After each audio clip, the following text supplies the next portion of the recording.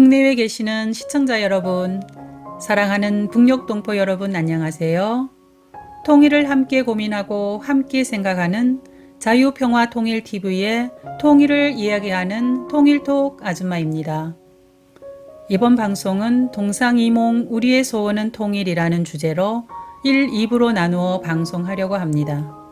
오늘은 1부 방송으로 남북한의 통일 방안을 알아보고 자유롭고 평화적인 통일을 위한 방안에 관해 시청자 여러분과 함께 고민해 보려고 합니다.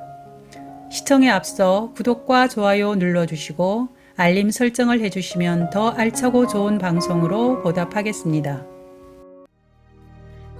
우리의 소원인 통일, 꿈에도 소원인 통일, 이 정성 다해서 통일.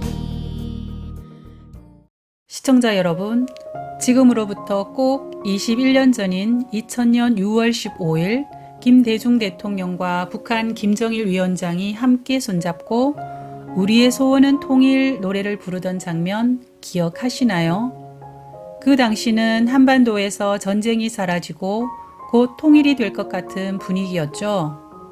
평양으로부터 매일 쏟아지는 역사적인 남북 정상 간의 만남 뉴스를 국내뿐 아니라 해외 언론에서도 앞다투어 실시간 보도하기에 바빴습니다. 저 역시 흥분되고 들뜬 마음으로 관련 기사를 차곡차곡 스크랩했던 기억이 새롭습니다. 시청자 여러분께서도 아시겠지만 이후로도 노무현 대통령과 김정일 위원장, 문재인 대통령과 김정은 총비서와의 세 차례 정상회담이 이어졌음에도 민족의 소원인 통일의 분위기는 왜 좀처럼 무르익지 않을까요? 여기에는 여러 가지 이유가 있겠지만 남북한이 서로가 원하는 통일이 다르기 때문이라고 생각해요. 여기서는 남북한이 주장하고 있는 통일 방안을 통해 그 이유를 알아보려고 합니다. 그럼 우리나라의 통일 방안부터 간단히 살펴볼까요? 우리의 공식 통일 방안은 1994년 8월 15일 발표된 김영삼 정부의 민족 공동체 통일 방안입니다. 이 통일 방안은 1989년 9월 11일 노태우 정부 때 천명된 한민족 공동체 통일 방안을 계승하여 보완 발전시킨 것이죠. 이 통일 방안은 3단계로 나눠져 있는데요. 1단계는 화해 협력 단계로 남북한이 적대적 관계를 공존 공영의 관계로 바꾸기 위한 교류 협력을 추진하는 단계입니다. 2단계는 남북 연합 단계로 남북한 간의 체제 차이와 이질성을 감안한 경제, 사회 분야의 공동체를 형성시키는 과도 체제를 말합니다. 여기에는 최고 의사결정기구인 남북 정상회의, 집행기구인 남북 강요회의, 국회와 같은 남북 평의회 등의 조직체계가 구성됩니다. 마지막 통일국가 단계는 남북 평의회에서 통일헌법을 마련하고 이 헌법에 따라 민주적 총선거로 통일정부와 국회를 구성함으로써 1체제 1정부의 완전한 통일국가를 실현하는 것이죠. 요약하면 우선 남북 간 화해 협력을 통해 상호 신뢰를 쌓아 평화를 정착시킨 후에 점진적이고 단계적으로 통일을 이뤄나가는 방안이라 할 수 있죠. 이어서 북한의 통일 방안에 대해서도 간단히 살펴보겠습니다. 북한의 공식적인 통일 방안은 고려민주연방공화국 창립 방안입니다.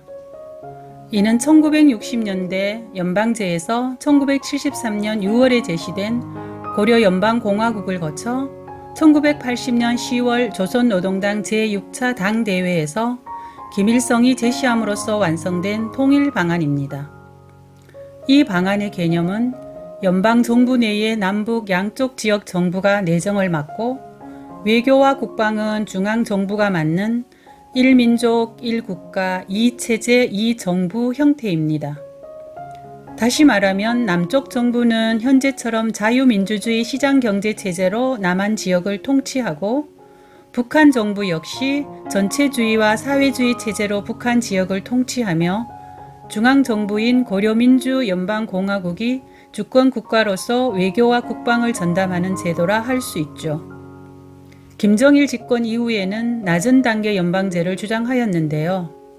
이 낮은 단계 연방제는 북한 스스로가 연방제로 가기 위한 잠정적 조치라고 주장하는 것처럼 과도적 형태로서 궁극적으로는 연방제 통일 방안을 지향하고 있죠. 또 이 낮은 단계 연방제안은 우리의 남북 연합제와 공통점이 있다고 하여 2000년 6.15 남북 공동성명 제2항에 명기되기도 했답니다. 시청자 여러분, 여러분은 북한 통일 방안을 어떻게 생각하시나요? 해방 직후인 70여 년 전의 남북한 상황으로 돌아가 볼까요? 당시 미, 영, 소 3국의 외상들이 한반도의 신탁 통치를 실시하기로 합의하였는데요. 이를 두고 남북한 간 그리고 남한 내부에서는 좌우가 나뉘어 찬탁과 반탁으로 격렬히 충돌했었지요. 또한 남북한 단일 정부 수립을 위해 유엔이 주관하는 남북한 동시 총선거도 소련과 북한의 반대로 무산되어 남한에서만 선거가 실시되었죠. 그럼 지금의 현실은 어떤가요? 남북한 간에는 해방 1세대의 부재와 같은 민족이랑 공유 자산이 거의 사라진 상태이고 정치, 군사적 적대성은 70년 전과는 비교할 수 없을 정도로 첨예화된 것이 현실이지요. 남한 사회 내부는 또 어떤가요? 정치권과 일부 정치 세력들이 보수와 진보, 좌우로 갈려 격렬한 대립과 충돌하는 모습은 이제 일상이 되었어요. 그럼 해외 사례도 간단히 살펴볼까요? 먼저 예멘 통일 사례인데요. 예멘은 1, 2차로 나눠서 통일되었습니다. 1990년 5월 22일의 1차 통일은 권력 나눠먹기식 형식적 통합이었습니다. 통일 정부의 상층부는 외형적이나마 통합의 모양을 갖췄지만 하층부는 별도의 야전 군대와 제복을 유지하는 등 통합을 이루지 못했고 이런 불안한 동거는 얼마 가지 못했죠. 결국 권력 분배에 불만을 품은 남예멘의 독립선언이 내전으로 촉발되어 1994년 7월 7일 북예멘의 무력에 의해 재통일되었습니다. 다음은 여러분들도 잘 아시는 독일 통일 사례입니다.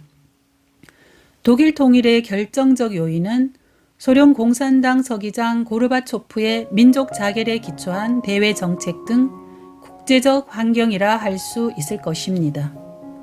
하지만 유리한 대외 여건을 촉진시키고 평화 통일의 시간을 앞당긴 것은 자유총선거에서 나타난 서독으로의 합병이라는 동독 주민들의 자유에 대한 열망이었습니다. 앞의 예멘 사례처럼 정치 지도자나 정치 세력들의 이해관계가 깊이 내재된 통일 방식은 유혈로 종결된다는 교훈을 우리에게 주고 있습니다. 또 독일 통일에서처럼 사실상 분단 국가의 주인인 국민의 절대적 지지만이 평화적인 통일을 이룰 수 있음을 잊어서는 안 되겠죠. 따라서 남북한 간 끊임없는 교류와 협력을 통해 민족 구성원 모두에게 인류 보편적 가치인 자유, 민주, 평화가 평등하게 적용되는 통일국가 형성을 위한 공통된 인식을 차츰 넓혀 나가야 할 것이라 생각합니다. 시청해 주셔서 감사합니다. 다음 2부에서는 어떤 통일을 해야 할까? 통일되면 무엇이 어떻게 달라지나라는 주제로 찾아뵙겠습니다. 지금까지 자유평화통일TV의 통일을 얘기하는 통일톡 아줌마였습니다.